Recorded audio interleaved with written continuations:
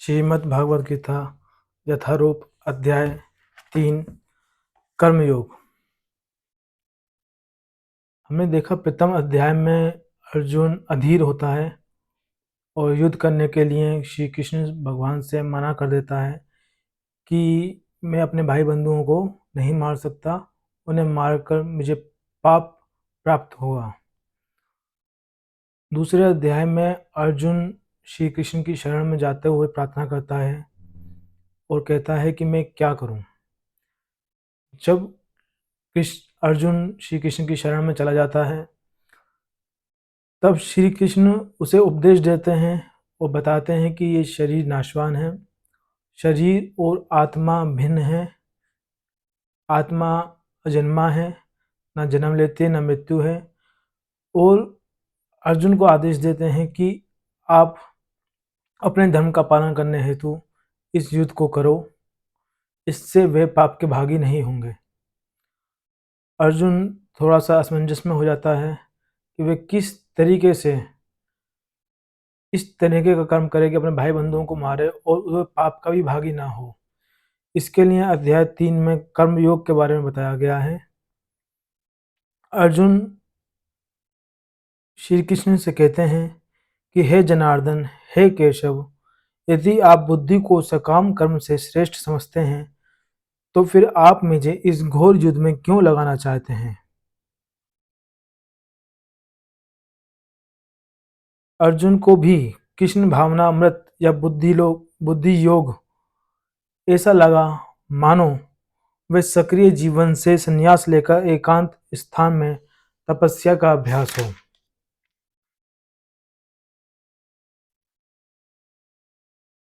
द्वितीय अध्याय के 39वें श्लोक में भगवान ने 2 प्रकार की पद्धतियों का उल्लेख किया है, सांख्य योग तथा कर्म योग।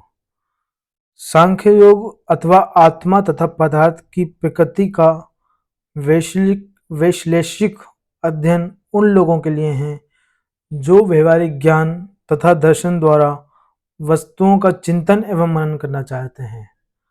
अर्थात जो व्यवहारिक रूप से वस्तुओं का चिंतन एवं मनन करते हैं उनके लिए सांख्य योग बताया गया है। और बुद्धि योग में कृष्ण भावनामृत के सिद्धांतों पर चलते हुए मनुष्य कर्म के बंधनों से छूट सकता है। संपूर्ण पद्धति का उद्देश्य परमात्मा के संबंध में अपनी वास्तविक स्थिति को समझ लेना है। मनुष्य चाहे वह सांख्य योग के थ्रू ईश्वर को प्राप्त करना चाहे या बुद्धि योग के थ्रू, दोनों का उद्देश्य ही ईश्वर को प्राप्त करना है। भावना भगवत भाव में अपने आप को लाना है, कृष्ण भावनामृत होना है। ईश्वर कहते हैं ना तो कर्म से विमुख होकर कोई कर्मफल से छुटकारा पा सकता है और ना केवल संन्यास से सिद्धि प्राप्त की जा सकती है। अर्थात अगर हम ये समझें कि हम कर्म ही ना करें और सिर्फ जिससे हमें कोई पाप ना हासिल हो, तो ये संभव नहीं है कि इससे हमें मोक्ष की प्राप्ति होगी या इस संसार बंधन से छुटकारा मिल जाएगा। क्योंकि मनुष्य हमेशा, चाहे वह सो रहा हो, बैठ रहा हो, कुछ भी कर रहा हो, कुछ ना कुछ कर्म करता ही है। अपने तन से करता है, कभी अपने मन से करता है, कभी अपनी बुद्धि से करता है, यहाँ तक कि सपने में भी कुछ ना कुछ सोचता ही है। तो मनुष्य अगर सोचता है कि वह कर्म न करे तो वह एक मूर्खता ही है। मनुष्य हमेशा कर्म करता है और इसी कारण से वह अपने ये सोचते हुए कि वह कर्म नहीं कर रहा है और मुक्ति प्राप्त कर लेगा, ये संभव नहीं है। दूसरी ओर अगर वह सन्यासी बन जाए तो भी उसे किसी प्रकार की कोई सिद्धि प्राप्त नहीं हो सकती, किसी प्रकार का मोक्ष प्राप्त नहीं हो सकता। दोनों की सीढ़ी अगर हम कर्म योग के थ्रू जाएं या सन्यासी के थ्रू जाएं, दोनों की सीढ़ी हमें जब ही हमें मोक्ष प्राप्त हो सकता है। दोनों की सीढ़ी हमें वहीं तक पहुंचाती है, कृष्ण भावना अमृत तक। कृष्ण भावना अमृत तक हमें पहुंचाती है।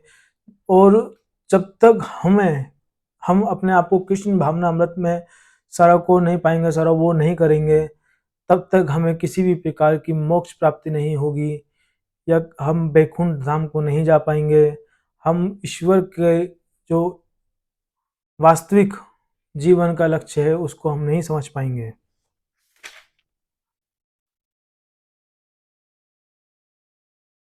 ईश्वर कहते हैं, प्रत्येक व्यक्ति को प्रकृति से अर्जित गुणों के अनुसार विवश होकर कर्म करना पड़ता है। अतः कोई भी एक क्षण भर भी बिना कर्म किए नहीं रह सकता।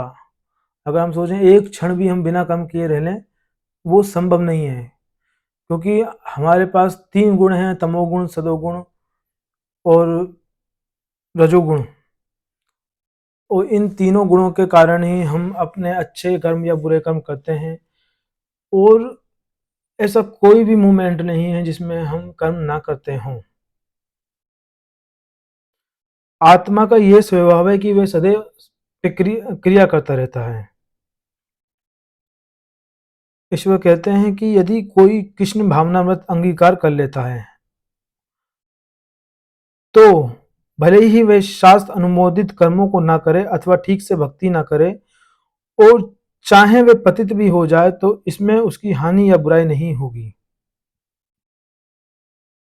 दूसरी ओर यदि कोई निष्ठावान व्यक्ति अपने मन के द्वारा कर्मेंद्रियों को वश में करने का प्रयत्न करता है और बिना किसी आसक्ति के कर्म योग प्रारंभ करता है तो वह अति उत्कृष्ट है। बिना किसी आसक्ति के कर्म करने का अर्थ है कि अपने सारे कर्मों को श्री कृष्ण भगवान को अर्पित करते हुए कर्म करना, ये अपने मन में बैठा लेना पूर्ण रूप से विश्वास के साथ कि हम ईश्वर का अंश हैं, ईश्वर का ही स्वामित्व है, हम ईश्वर के दास हैं, हम जो भी कार्य कर रहे हैं प्रभु इच्छा से कर रहे हैं, प्रभु की इच्छा हेतु कर रहे हैं, प्रभु की मर्जी से ही कर रहे हैं। जब हम इस तरीके से अपने कर्मों को करते हैं तो बहुत अधिक संभावना है कि हम किसी भी अनुचित कार्यों को ना करें और स्वतः ही हम अपने किए गए कर्मों एवं कार्यों से के पाप या पुण्य से परे हो जाएंगे। एक गृहस्थ भी जो गृहस्थ में रहता है वह भी कृष्ण भावना अमृत में नियमित सेवा करके मोक्ष के लक्ष्य तक पहुंच सकता है, ईश्वर के धाम तक पहुंच सकता है। अपना नियत कर्म करो, क्योंकि कर्म ना करने की अपेक्षा करना श्रेष्ठ है। कर्म के बिना तो शरीर निर्वाह भी नहीं हो सकता। हमें कुछ भी कहें, नित्य कर्म तो जरूरी करने ही होते हैं, इसीलिए कहा गया है कि कर्म के बिना तो शरीर निर्वाह भी नहीं हो सकता। श्री विष्णु के लिए यज्ञ रूप में कर्म करना चाहिए, अन्यथा कर्म के द्वारा इस भौतिक जगत में बंधन उत्पन्न होता है। उनकी प्रसन्नता के लिए अपने नियत कर्म करो, इस तरह तुम बंधन से सदा मुक्त हो जाएंगे। जब हम विष्णु को प्रसन्न करने के लिए कृष्ण भावना भावित होकर कोई कर्म करते हैं तो हम मुक्त दशा को प्राप्त हो सकते हैं।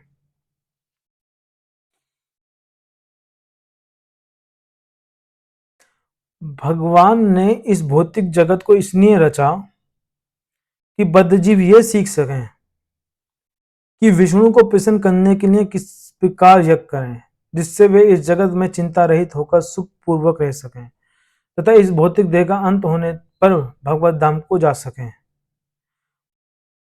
बद्ध जीव के लिए ही ये संपूर्ण कार्यक्रम है।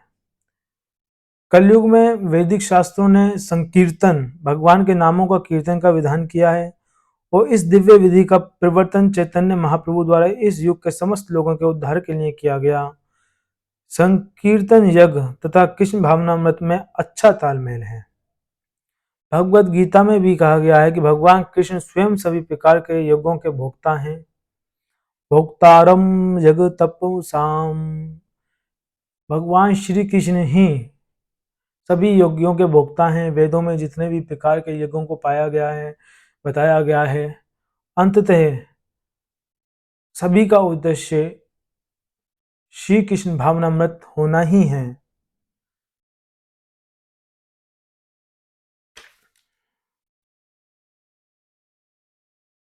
परमेश्वर के बिना न तो प्रचुर प्रकाश मिलता है, न चांदनी, वर्षा या प्रातःकालीन समीर ही, जिनके बिना मनुष्य जीवित नहीं रह सकता।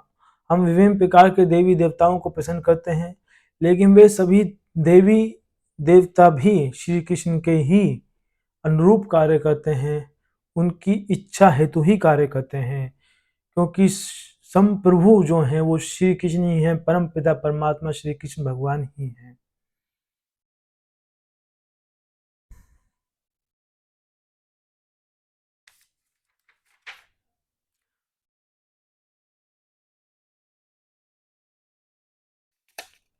चारों वेद, ऋग्वेद, यजुर्वेद, सामवेद एवं अथर्ववेद भगवान के श्वास से ही उद्भूत हैं। अस्य महतो भूतस्य निश्चितम् एतत् यद् ऋग्वेदो यजुर्वेदो सामवेदो अथर्वणादृश है।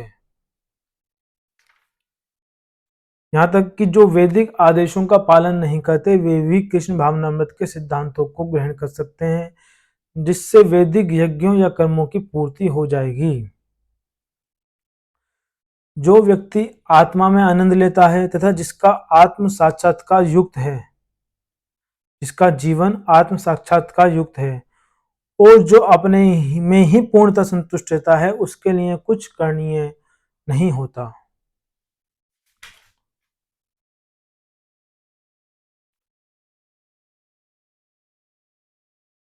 कर्मफल में आसक्त हुए बिना मनुष्य को अपना कर्तव्य समझकर निरंतर कर्म करते रहना चाहिए, क्योंकि अनासक्त होकर कर्म करने से उसे परब्रह्म की प्राप्ति होती है।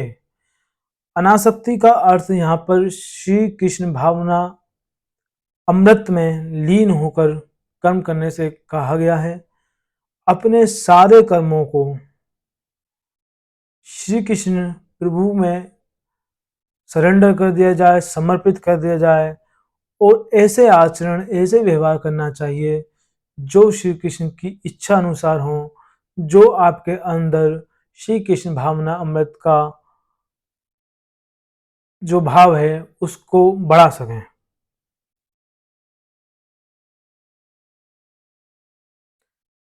जो भी कर्म कृष्ण भावना अमृत में किए जाते हैं वे अच्छे या बुरे कर्म के फलों से परे हो जाते हैं।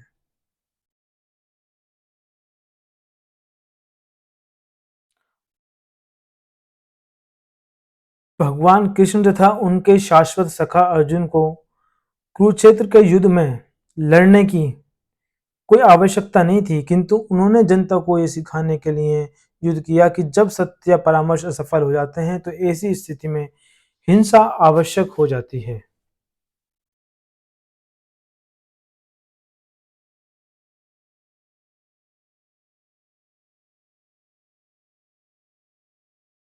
जो तीनों लोकों में कुछ भी प्राप्त करने की इच्छा नहीं रखता, उसके लिए निश्चय ही कोई कर्तव्य नहीं होता। यद्यपि श्री कृष्ण शास्त्रों के विधि विधानों से सर्वथा ऊपर हैं, फिर भी वे ऐसा कुछ भी नहीं करते जो शास्त्रों के विरुद्ध हों। जब उन्होंने मानव रूप में जन्म लिया तब भी उन्होंने कोई कर्म इस प्रकार नहीं किया जो शास्त्रों के विरुद्ध हो। वो शास्त्र के अनुसार ही चले। यदि मैं नियत कर्मों को सावधानी पूर्वक ना करूं, श्री कृष्ण कह रहे हैं अर्जुन से, यदि मैं नियत कर्मों को सावधानी पूर्वक ना करूं तो हे पार्थ, यह निश्चित है कि सारे मनुष्य मेरे पथ का ही अनुगमन करेंगे। क्योंकि जो खुद परम परमेश्वर परमात्मा है, जो महान व्यक्ति होते हैं, जो परमेश्वर होते हैं, जो गुरुजन होते हैं, उन्हीं के अनुसरण उनके शिष्य या भक्तजन करते हैं। ऐसी स्थिति में ये अनिवार्य हो जाता है कि महान व्यक्ति, बड़ा व्यक्ति अच्छे कर्म करे और शास्त्र अनुसार कर्म करे, क्योंकि बहुत सारे लोग उनको फॉलो कर रहे हैं, उनका अनुसरण कर रहे हैं। जिस प्रकार अज्ञानी जन फल की आसक्ति से कार्य करते हैं, उसी तरह विद्वान जनों को चाहिए कि वे लोगों को उचित पथ पर ले जाने के लिए अनासक्त रहकर कार्य करें।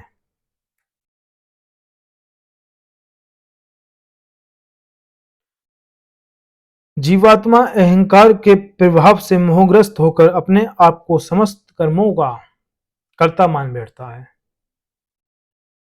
जबकि वास्तव में वे प्रकृति के तीनों गुणों द्वारा संपन्न किए जाते हैं।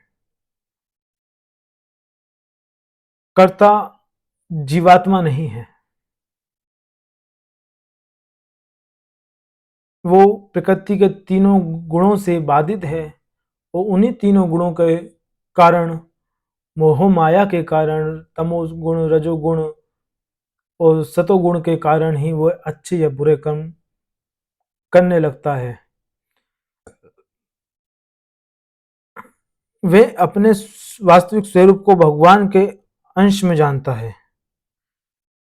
जो भगवत प्रेमी है वह अपने वास्तविक स्वरूप को भगवान के अंश के रूप में जानता है। जो सच्चिद आनंद है उसे यह अनुभूति होती रहती है कि मैं किसी कारण से देहात्म बुद्धि में फंस चुका हूँ। अपने अस्तित्व की शुद्ध अवस्था में उसे सारे कार्य भगवान श्री कृष्ण की सेवा में नियोजित करने चाहिए। फलतः वे अपने आप को कृष्ण भावनामृत के कार्यों में लगाता है और भौतिक इंद्रियों के कार्यों के प्रति स्वभावतः अनासक्त हो जाता है। वह जानता है कि उसके जीवन की भौतिक दशा भगवान के नियंत्रण में है। वह सभी प्रकार के बौद्धिक बंधुओं से विचलित नहीं होता, क्योंकि वे इन्हें भगवत कृपा मानता है। श्रीमद् भागवत के अनुसार जो व्यक्ति परम सत्य को, भगवान परमात्मा तथा श्रीमद् ब्रह्मा को इन तीनों विभिन्न रूपों में जानता है, वे तत्वविद कहलाता है, क्योंकि वे परमेश्वर के साथ अपने वास्तविक संबंध को भी जानता है।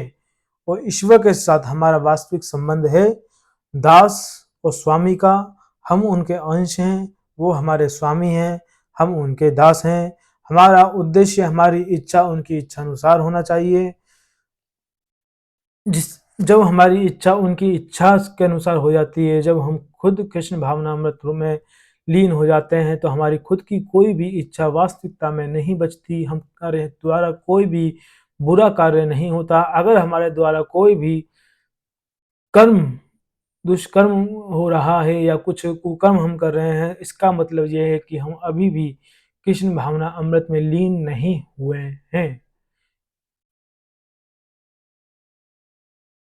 माया के गुणों से मोहग्रस्त होने पर अज्ञानी पुरुष पूर्णतः भौतिक कार्यों में संलग्न रहकर उनमें आसक्त हो जाते हैं। यद्यपि उनके ये कार्य उनमें ज्ञान अभाव के कारण अदम होते हैं, किंतु ज्ञानी को चाहिए कि उन्हें विचलित ना करें।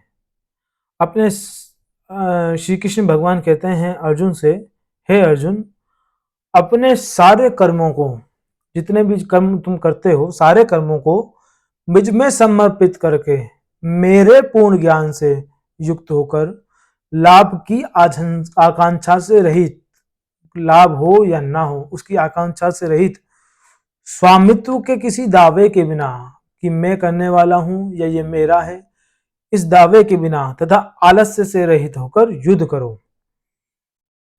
ये बिल्कुल इसी प्रकार से है जैसे एक कोषाध्यक्ष अपने स्वामी के लाखों रुपयों को गिन सकता है, किंतु इसमें से वे अपने लिए एक पैसा भी नहीं चाहता। इसी प्रकार से ये संपूर्ण जगत, संपूर्ण सृष्टि, ये सब ईश्वर की है, हमारा अपना कुछ भी नहीं है। हम सिर्फ उसमें एक प्रकार के कोषाध्यक्ष ही मान लीजिए या एक दास मान लीजिए, जो सिर्फ हम ईश्वर का कार्य पूर्ण करने के लिए यहाँ पे हैं, ईश्वर की इच्छा को पूर्ण करने के लिए यहाँ पे हैं। ईश्वर की वास्तविक अपनी इच्छा कुछ नहीं होती, लेकिन हम अपने आप को जब हम कृष्ण भावना अमृत में लीन कर देते हैं, तो हम उनकी इच्छा अनुसार ही कार्य करते हैं, सब कुछ हम उन पे ही छोड़ देते हैं।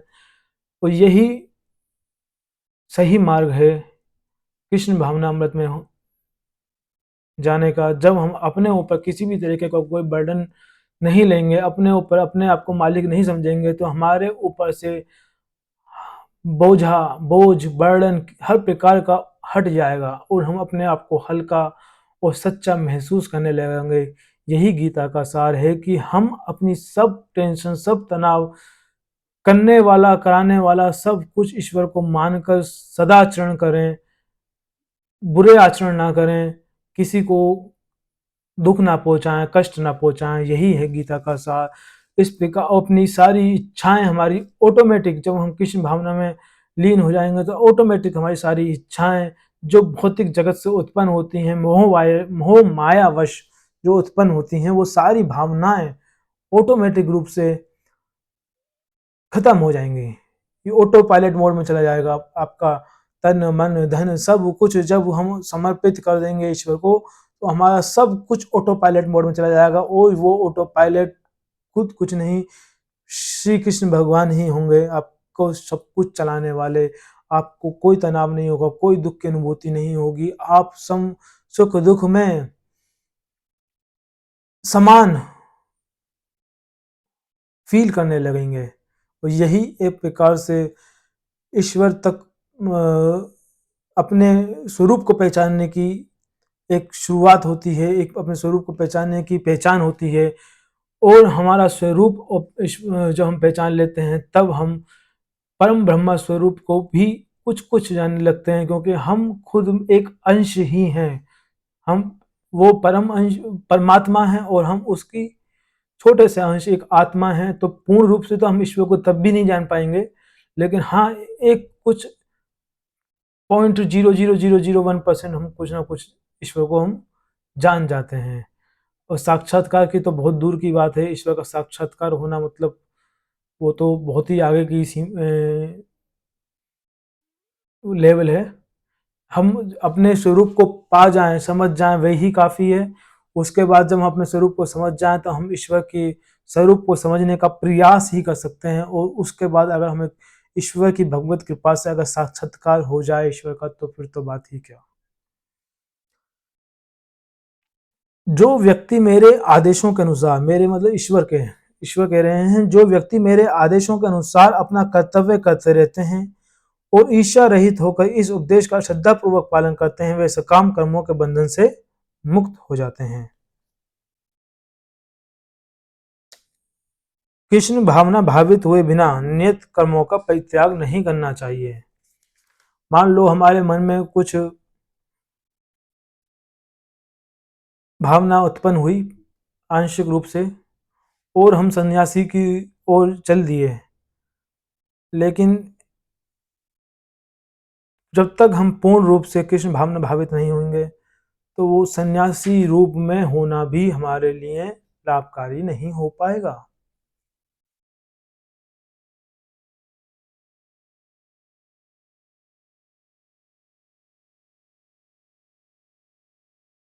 जब मनुष्य प्रकृति के गुणों के वशीभूत हो तो उस विशेष अवस्था के लिए नियमों का पालन करना चाहिए, उसे अन्यों का अनुकरण नहीं करना चाहिए। उदाहरण दिया है, सतोगुणी ब्राह्मण कभी हिंसक नहीं होता, किंतु रजोगुणी क्षत्रिय को हिंसक होने की अनुमति है।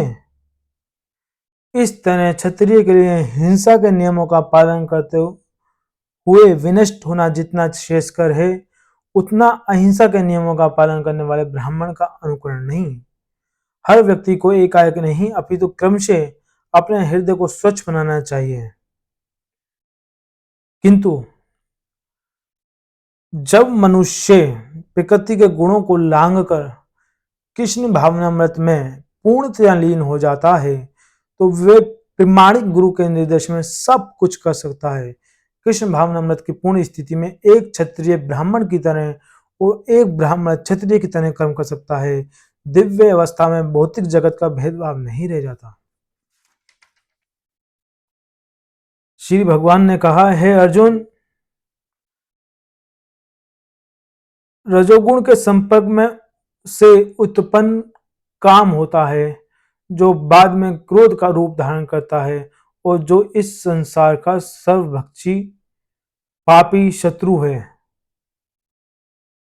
अर्जुन प्रश्न करते हैं कृष्ण भगवान से कि हे मधुसूदन, मनुष्य ना चाहते हुए भी पाप कर्मों के लिए प्रेरित क्यों होता है?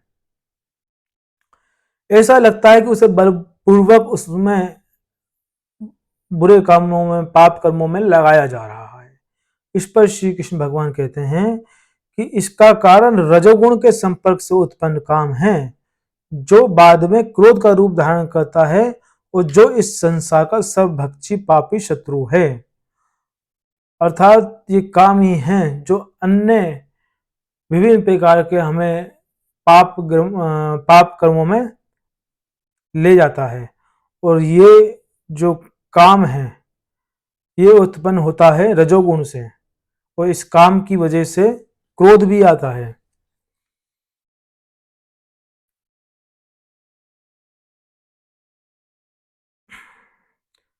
काम का उद्गम भी परब्रह्म से हुआ, अतः यदि काम को भगवत प्रेम में या कृष्ण भावना में परिणत कर दिया जाए, या दूसरे शब्दों में कृष्ण के लिए ही सारी इच्छाएं हों, तो काम तथा क्रोध दोनों ही आध्यात्मिक बन सकेंगे।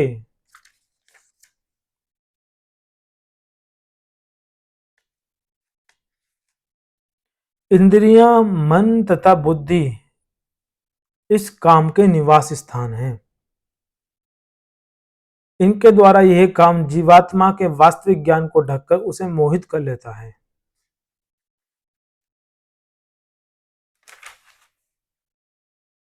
आत्मा तथा परमात्मा का ज्ञान अत्यंत गूढ़ एवं रहस्यमय है, किंतु जब स्वयं भगवान द्वारा इसके विविध पक्षों की विवेचना की जाती है, तो ऐसा ज्ञान तथा विज्ञान समझा जा सकता है। इसलिए मनुष्य को चाहिए कि बुद्धि के द्वारा आत्मा की स्वाभाविक स्थिति को ढूंढे और फिर मन को निरंतर कृष्ण भावना अमृत में लगाए रखे। यही कर्मयोग कहलाता है।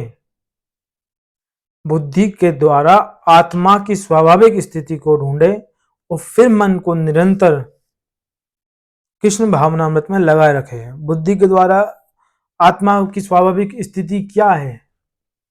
आत्मा की स्वाभाविक स्थिति यही है कि ईश्वर का अंश है, परमात्मा का अंश है ये, और ये इन्हीं तीनों गुणों से ऊपर है।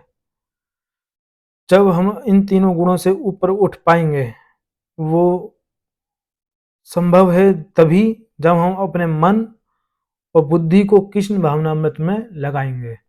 इंद्रियों से उच्च हमारा मन होता है, कर्मेंद्रियों से उच्च।